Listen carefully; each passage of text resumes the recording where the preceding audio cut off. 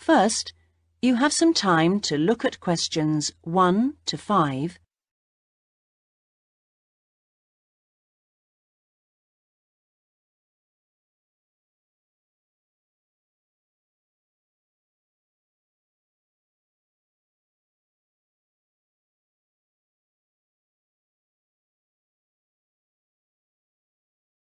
Well, if you can just tell me everything you remember. OK, I'll do what I can, officer. Well, as I said, I'd just come out of the cinema on the high street, so it was about 8 o'clock, just before 8, in fact. I'd been to see a film with a friend, and she'd just gone off home. So I was just standing there wondering what to do, whether to go and have a cup of coffee somewhere or not. I was just standing there, minding my own business, when I suddenly heard someone shouting directly opposite me, outside the library. Not screaming, just shouting. It sounded like the voice of an elderly woman. "They've got my bag! They've got my bag!" she was shouting. Then these two men raced past me, going like the wind, straight down the street and round the corner into West Street. It all happened so quickly, I think they must have had a car waiting for them there, because I heard one drive off at top speed. Well, I didn't know what on earth to do, whether to try and chase them, whether to ring the police, or whether to go and see if she was all right. Another woman was running up behind me, so I shouted back at her to go and call the police. Anyway, when I got to the woman, she seemed to be all right, thank goodness. A bit shaken, but OK. I think I was much more upset than she was. All in all, she was pretty calm. I don't think I would have been, but apparently it had happened to her once before, so maybe that's why. You know, I've got a friend who refuses to go out alone anywhere after 6 o'clock now. What's this town coming to? You have some time to look at questions 6 to 10.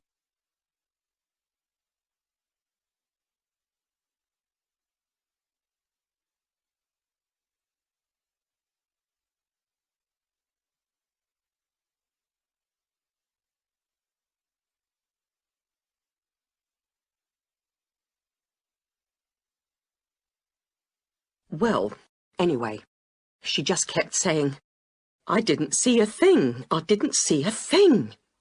One of them had just pushed her from behind, and as she put out a hand to steady herself, the other one had just taken the bag from under her arm, and then he raced off across the road. I asked her what she'd had in it, and she said she'd had her purse with about £15 in it, but no chequebook or cards or things like that, and luckily she had her front door key in her pocket. Oh, and she'd had her bus pass taken too. Let's get back to the two men, if we can. Just tell me everything you can remember about them. Well, there was a younger one and an older one. Well, let's start with the younger one, shall we? He only looked about 17, not more, something like that. Neither very tall nor small. Sort of slim build. Not anybody you'd notice. Nothing particularly special about him. An ordinary-looking sort of bloke. He had curly black hair, which was quite long, but apart from that, as I say, not someone you'd notice in a crowd. Nothing really distinct about him at all. But the other one, the older one, he was different. I remember being surprised because he was quite a bit older than the other one. I'd say about 35. He was quite a bit smaller than the other man and medium build. What did he look like? You didn't give the officer much information last night. Well, I did get quite a good look at his face. No beard or moustache, clean-shaven, and quite smart looking, really. He had light brown hair cut very short, a sort of army haircut. And there was another thing. Thinking about it all last night, over and over again, I'm almost sure he had a small scar on his chin. That could be important. That is the end of section 1. Now turn to section 2. You have some time to look at questions 11 to 15.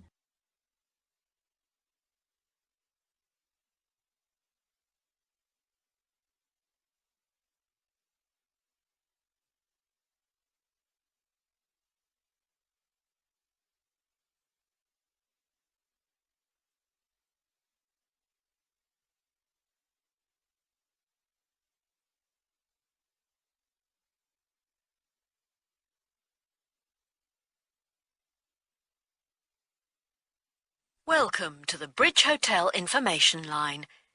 The Bridge Hotel is part of the Compact Group, which is a large association of family-owned hotels offering a warm, friendly atmosphere and high-quality service at competitive prices. All of them cater for a wide range of people, from business to leisure clients. Set in a quiet residential area on the attractive outskirts of Belford, about 3 miles from the city centre, the Bridge Hotel is a popular choice for conferences. After recent refurbishment and expansion, it now has 25 double rooms and 20 singles. All 45 are en suite, with TV and coffee and tea making facilities. The Bridge Hotel is set in 3.5 hectares of grounds, with an open-air swimming pool and 4 tennis courts. There is also a newly opened gym with fitness suite, which is considered one of the best equipped in the area. Non-resident membership is available. We have a fully licensed restaurant for residents and non-residents, which provides a wide range of dishes with a particular focus on dishes from around the world. For the discerning business customer, we have designated business rooms with phone links allowing full internet access. Our conference facilities cater for up to 200 delegates, and we are able to offer transport to guests to and from Birmingham Airport at a small extra cost. You have some time to look at questions 16 to 20.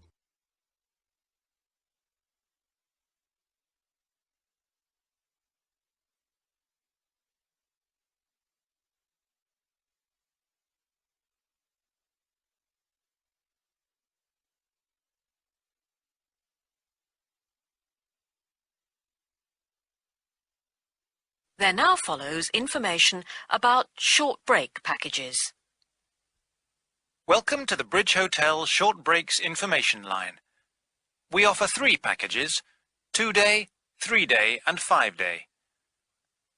The 2-day costs £75 per person per night and includes full cooked breakfast and evening entertainment. Very popular for weekend getaways. The 3-day break costs £60 per person per night, and in addition to offers for the 2-day break, includes 1 4-course dinner. This allows guests to enjoy the full range of hotel facilities. The 5-day break costs £52 per person per night, and in addition to offers from the 2- and 3-day breaks, includes free beauty therapy on 2 days and a full-day pass to a golf club. This package is particularly popular with couples who want a completely relaxing break. If you would like more information about these special packages, call extension 3469 to speak to our customer service manager, John Martin. Thank you for calling the Bridge Hotel information line. That is the end of section 2. Now turn to section 3. You have some time to look at questions 21 to 23.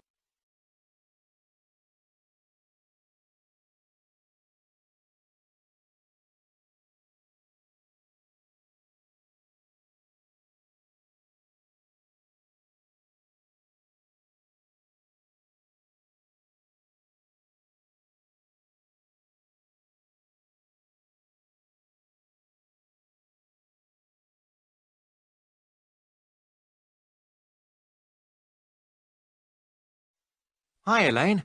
I was hoping I'd see you here. How are things? All right. You? Not bad, but I'm beginning to worry about that assignment. What, the one on theory and practice? Yes. When's it got to be in by? Next Thursday. And I just can't get to grips with it. Yes, it's a tricky one. I'm hoping to get down to it over the weekend. I'll tell you what, there's Dinah. Let's see if she has any pearls of wisdom on the subject. She took the theory and practice option last year, didn't she? And got an A+ for it, I think. How does she do it? Oh, let's ask her. Hi, Dinah. Hard at work? Not exactly. The lecture's just been cancelled, so I've suddenly got a free morning on my hands. Oh, that's lucky. You've met Neil, haven't you? Yes. We were just talking about the theory and practice assignment we've got to hand in next. Can we just pick your brains a moment? How far have you got with it? Well, still at the reading stage, really. Are you? Well, one bit of advice I definitely give is not to spend hours wading through that massive volume by Jesperson. It really isn't very helpful.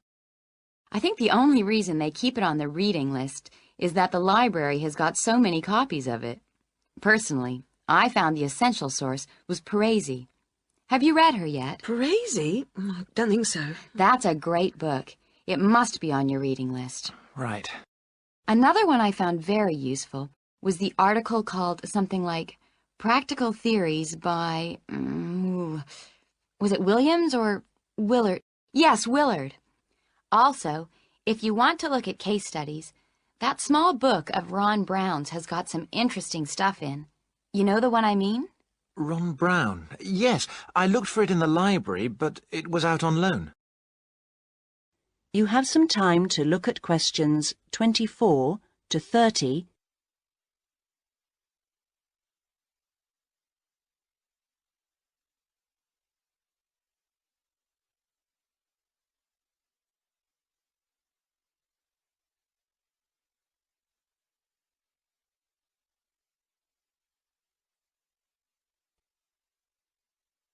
Yes, it's a very popular book.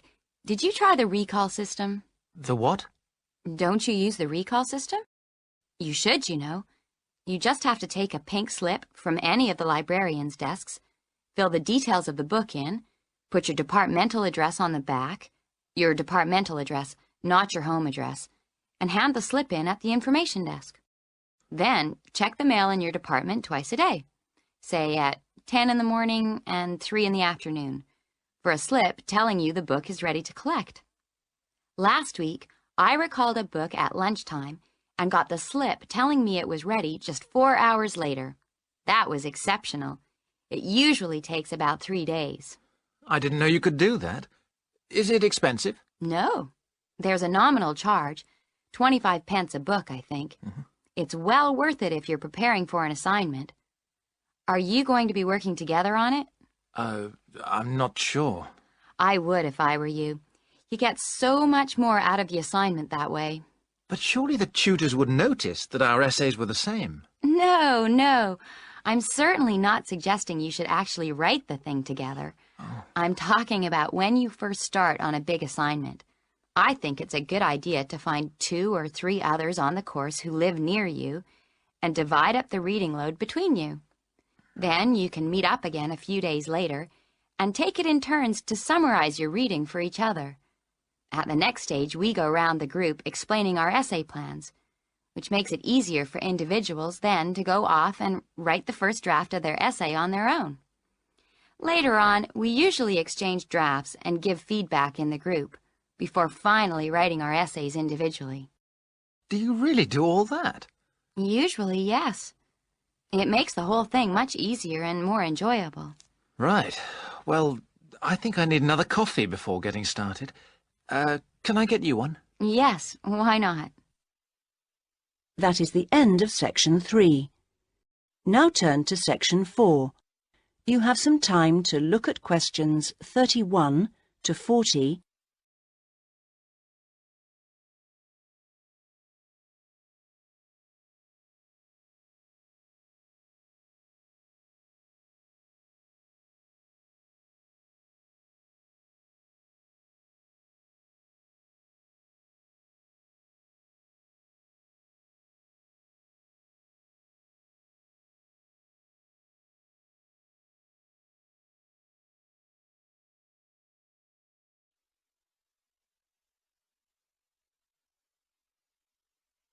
I'm Professor Sam Richards, and I've come as the third guest lecturer on this course in Australian birds of prey.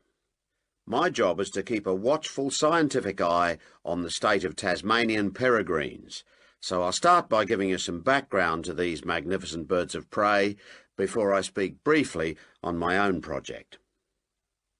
Peregrine falcons are found on all continents with the exception of Antarctica, so don't go looking for them at the South Pole. They're found almost everywhere in Australia, and it's interesting to note that the name peregrine implies that they're wanderers, that they move from place to place following the seasons, and indeed in most parts of the world they're migratory birds. But not in Australia, however, where they prefer to stay in one place. They're known to be the world's fastest creature, and they have been tracked by radar diving down towards the ground at 180 kilometres an hour. However, a number of textbooks claim that their flight speed can go as high as 350 kilometres an hour, so there's still some dispute about just how fast they can actually fly. Female peregrine falcons, like all other Australian falcons, are larger than their male counterparts. In fact, the female is almost a third larger than the male in the case of peregrines. While she stays close to the nest to protect the eggs and the young chicks, the male is mostly occupied looking for food. Peregrines typically lay 2 or 3 eggs per nest, and after the eggs have hatched, when the chicks are about 20 days old, they start to fly. So they fly at a very young age. By the time they are just 28 days old, they've already reached full adult size. In other words, they're fully grown. Soon after this, at about 2 months after hatching from the egg, they leave the nest for good. From this point on, they're on their own. Unlike their parents, which have learned how to hunt, the young falcons are not good at feeding themselves, and so during the first year about 60% of them die. Once the birds have managed to live to breeding age, at 2 years old, they generally go on to live for another 6 or 7 years.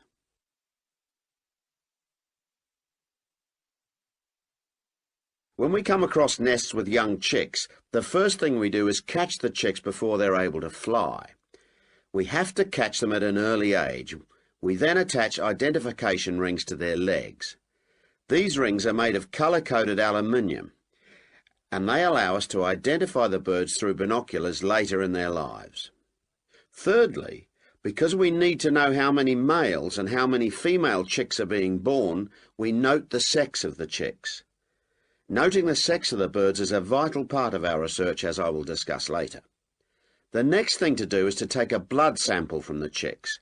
We take the blood sample so that we can check the level of pesticide in their bodies. Peregrine falcons can build dangerous quantities of pesticides in their bloodstream by feeding on smaller mammals, which in turn feed on crops grown on farms where pesticides are used. Finally, we check the birds thoroughly, really checking the birds for their general health. This whole process only takes a few minutes. In fact, most of our time in the field is actually spent trying to find the nests, not on the data collection itself. That is the end of section 4. You now have half a minute to check your answers. At the end of the real test, you will have 10 minutes to transfer your answers to the listening answer sheet.